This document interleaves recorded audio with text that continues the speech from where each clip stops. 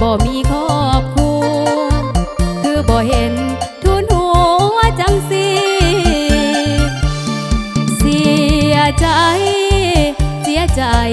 เพราะเอื้อยนี่เท่าบ่สมกับเจ้าผู้บ่าวสำน้อยคนดีได้แต่ลักแยงอยากได้แนวแก้มแดงเต็มทีสิทธิ์เอื้อยมีเพียงเท่านี้ย้อนเฮามีครอบมีครัวลมมากเด็กน้อยย้อนหัวใจคอยมีไฟอย่าคิดยังหลา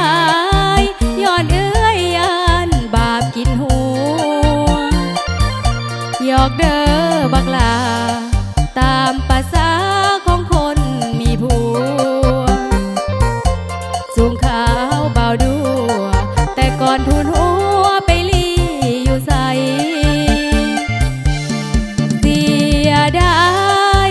เสียดายเอื้อยเอาผัวก่อนสันพ่องามงอน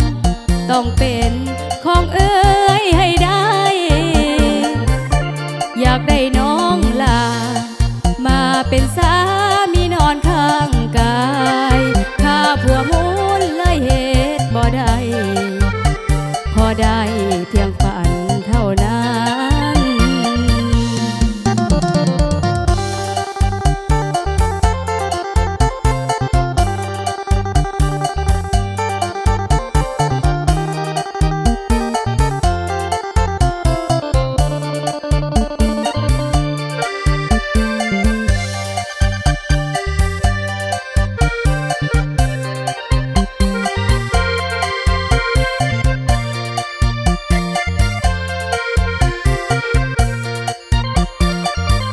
ลมมากเด็กน้อยย้อนหัวใจคอยมีไฟอย่าคิด